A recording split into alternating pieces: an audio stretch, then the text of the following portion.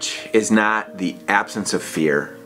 Courage is the notion that something's more important than the fear that you're having. We all have fear, but having courage is knowing that something's more important than the fear that you're feeling. Courage is the conviction to do the right thing, maybe even in spite of fear. Courage is really what Dallas and his mom face every day when he leaves and goes to the school building, comes to a school, and his mom lets him, you know, enter the building, and they have to know that Dallas is going to be taken care of, that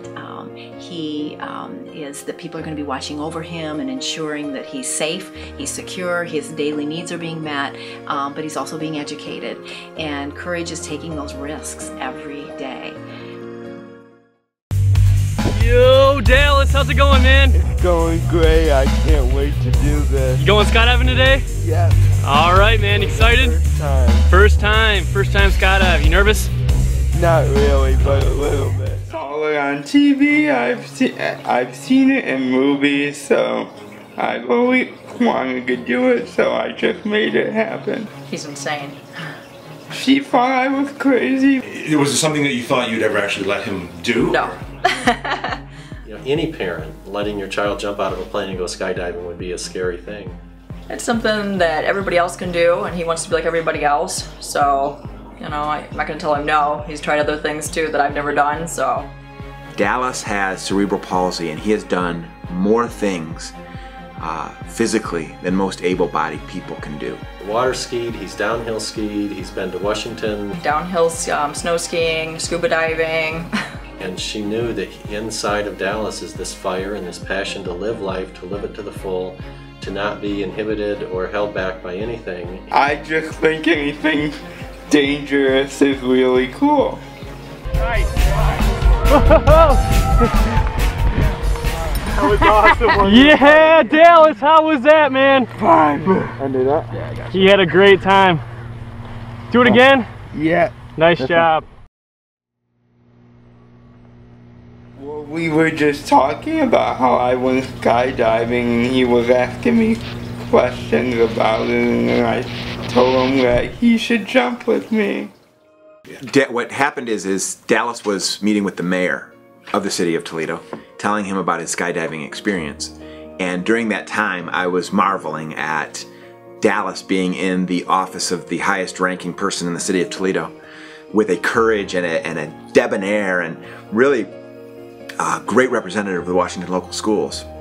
And I said to him, you know, wow, what a courageous, exciting thing you did. And he said to me, will you go skydiving with me? What was his reaction? I think he was pretty scared. My first thought was no. No, I don't want to jump out of a plane. I don't have any desire to. It scares me. I have a fear of it. I have 4 children. I have a wife. No, but when he asked me, it was an opportunity for me to walk my talk about having a student teach me something that I wasn't able to teach myself. And so that was the genesis, and I still wasn't sure after I left that office if it would ever get legs, but I thought that it was an important enough story to make it come to life.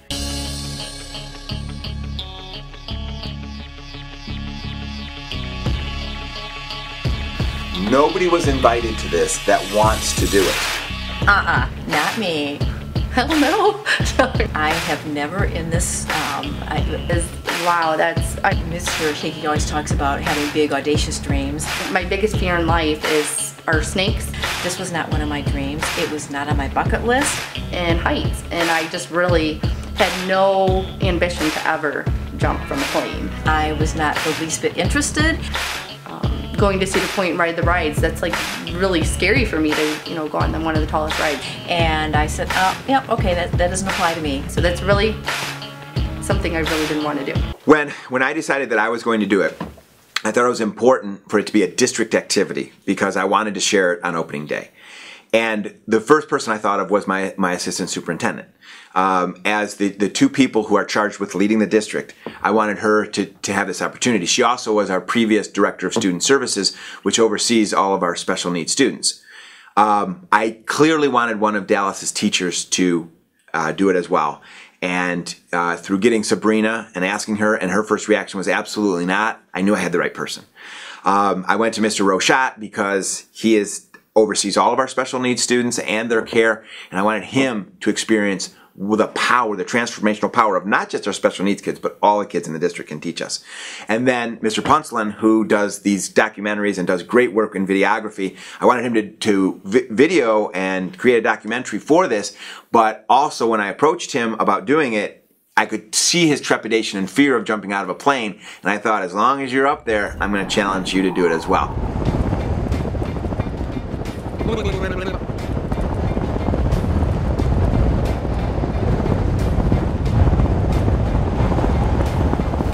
That horrifying skydiving accident caught on tape. Both parachutes failed, an 8,000-foot drop at 30. Now to the new details and new clues we mentioned now emerging in that Florida skydiving tragedy. After her parachute failed to open correctly, officials say she fell 3,500 feet. Horrifying crash. Two skydiving planes colliding at 12. The office says it will not release video that shows when two skydivers fell to their death. All morning, an 80-year-old woman bravely decides to try her first ever skydive, but the resulting jump is anything but smooth. As you can see, her horrifying ordeal was all caught on tape. Yeah, my wife Sally was not thrilled about the idea. And he says, absolutely not. Nope, nope, you should not do that. And I'm like, God. My wife had a fear, clearly, because I have 4 children. Well, I talked to my husband about it, and he didn't think it was a good idea, which I don't blame him. And is it a responsible thing to do to jump out of an airplane? I've been in 2 motorcycle accidents, and she asked me to stop riding a motorcycle, and now I say I'm going to jump out of a plane. He said, you know what's going to happen, don't you? You get up there, you jump out of the plane, you pull the cord, the parachute doesn't come out, you fall to the earth, you go splat.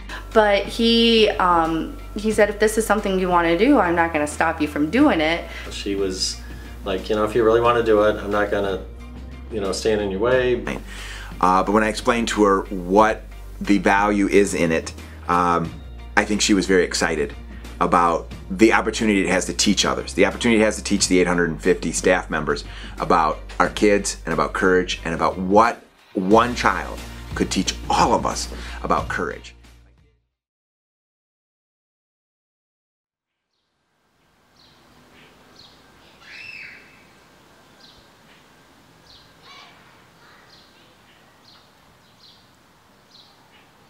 I'm uncomfortable on stage, and I'm about ready to throw up. But see, I fake everything, and I have authenticity to me, but I'm scared out of my mind. And it's going to get scarier as I get closer, because I've compartmentalized all this. Then my friend Neil Rochat told me that only 24 people have died doing this, but then he reinforced that you have a better chance of dying eating a carrot. So I brought some carrots, and hold on. It appears that I'm going to make it through that, and the drive up there, I have a better chance of dying. But I'm putting Mr. Punsalan, Mr. Rochat, and Noah, and Sherry Moreland in my car. So if it goes bad before we get there, I'm sorry about that too. Okay, so I was loading up my car this morning and unloading it, and when I left and went back inside, came back out on my sidewalk, I found a bracelet that had dropped out of my car, and the bracelet says, the choices you make today impact your tomorrow. Impact! Impact your tomorrow! Like joking around and stuff, I want a totally professional partner. I want somebody who this is their job, this is their calling, and not somebody saying, yeah, let's jump out of planes. The chances of us perishing? Well, there were 3.23 million jumps last year. The probability of a not so good outcome is 0.00675, I think was the...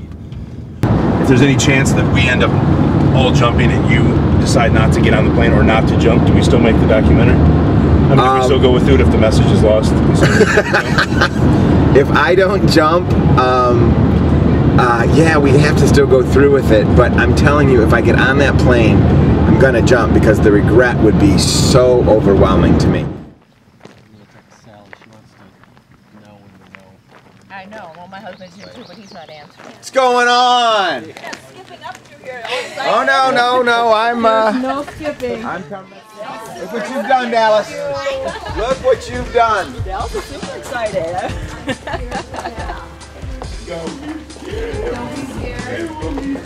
It's gonna be fun. At what point will it be fun? When I've landed? Maybe. Dallas, you have gotten us all here. All right? Because I'm scared out of my mind too. Don't be scared. Okay. So just tell me that again. Don't be scared. You'll make it down, okay? You'll make it. I'm so proud of you. I am. I am so proud of you. I did everything in my place after, and then when it got to the part where you check your email. The top of the blue card, accept your weight, choose your photo video option, and then initial inside back. This seemed like a much better idea a couple months ago. She's gonna be awesome. She's going. I have Sherry behind me. Literally, we're going to jump together and we are going to survive and come back to our kids. Absolutely. Your dad's not here. Just you and me. What do you honestly think about your dad doing this jump? Ooh, I'm kind of scared. Scared for him? Yeah. Do you think he's kind of batty? Like he's off his rocker? Yes. A little bit? You haven't told him any of this? No. Why don't you bring it up to him? I don't know. My wife is always supporting me, and she's here at opening day today, and she sent me some advice, which I'm going to share with you. She asked me if I'm there. Shouldn't be able to read it, I don't know. She asked me if I'm there. I said yes indeed. She said, well, good luck. Don't shit yourself. Dallas, were you nervous the first time you did this though? I mean, now you're an expert, we get that, but what about the first time? I was a little bit nervous, yeah, but...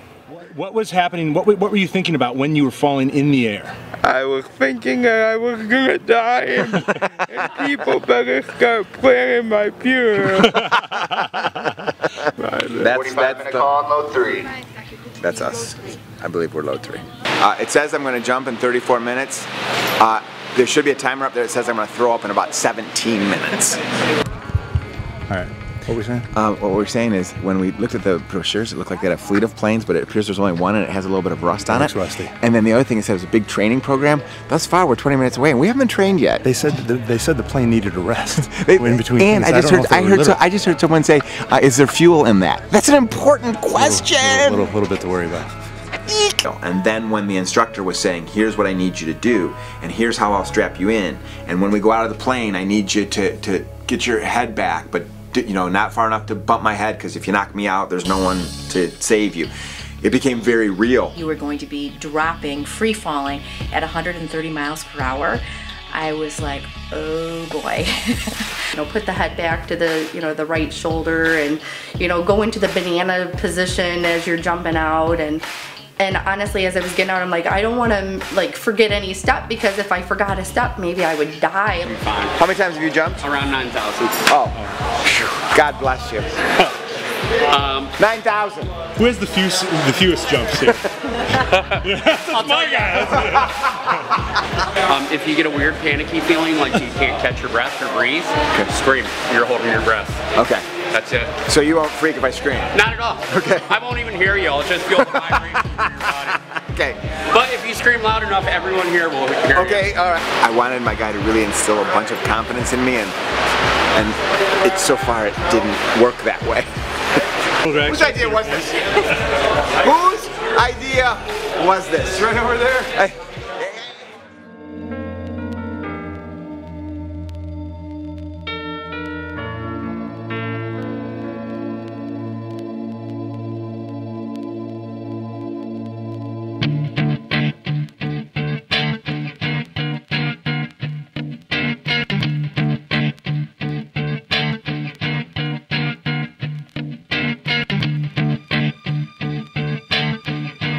A thousand different thoughts go through your head. We're all pretty terrified. You just couldn't think. I couldn't think. I just knew, oh my gosh. So all of a sudden I said, there's no way I can back out.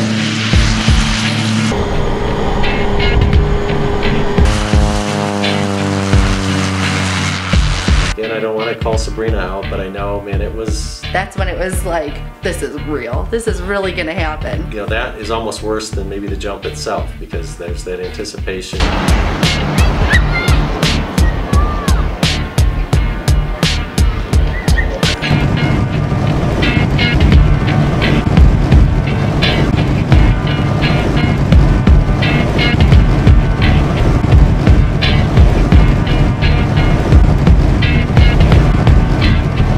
He's pushing me up there. He's telling me that I have to sit on the edge of the plane. When that door opens up, you feel that cold blast of air. And my legs are over, dangling. Holy crap. I don't want to do this anymore. You start seeing people fall out. Actually, I don't think I scooted forward. I think the guy like pushed me forward. Oh my lord. Nicky! What are you planning to do? It's there. It seemed like you were panicking.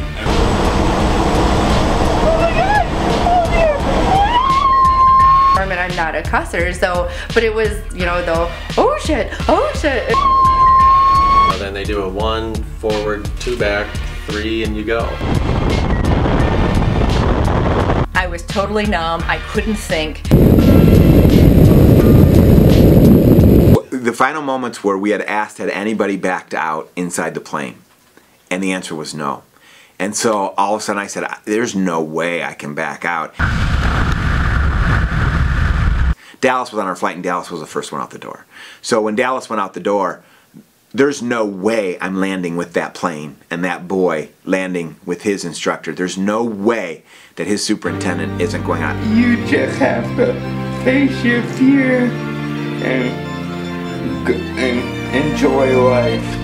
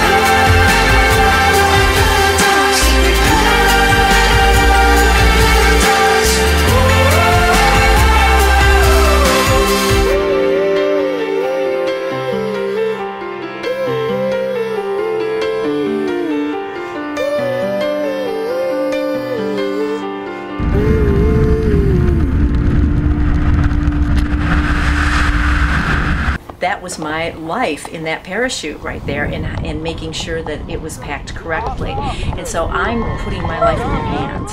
And I thought about the fact that Dallas has to do that every day of his life. When he comes to school and he has a classroom aide that is with him, that he has to, initially is a total stranger to him, and he has to meet that person and put basically his life and his sense of security, his dignity and respect into their hands. I think I really had a whole different perspective and kind of a different level of understanding of how families do this every day in our school district. I mean, skydiving isn't terrifying to us because of the statistics. We know it's more dangerous to drive to this place than it is to actually jump out of the plane. So what terrifies us so much is the accepted thought, just our blindly accepted fear that there's something scary about this. And maybe that's something Dallas gets that we had to learn. I think Dallas wants to release the grip of his body. I think Dallas wants to be quote unquote normal. He wants to be like the rest of us. And when Dallas jumps out of a plane, and when I jump out of a plane, our bodies are equal. I have no control. Dallas has no control. But every day of Dallas's life, he's in a wheelchair in a body that he can't maneuver the way he'd want to. I'm in a body that I get to maneuver any way I want to. And for those moments that Dallas is falling to earth, he's like everybody else. His legs work like everybody else. His heart's beating the same as everybody else's. His arms work like everybody else's. Just like mine. There is no gravity to hold him to earth. Once Dallas reaches gravity, once Dallas reaches ground, his body doesn't work like ours. And it was a very powerful feeling for me to be fully dependent on the man behind me. Dallas is fully dependent on other human beings to help him. I'm sure he doesn't want that, but he's fully dependent on someone else to put him into that chair and to tie his shoes and on all the daily things that Dallas has to encounter. I don't have to encounter those things. But falling to earth, Dallas and I were equals.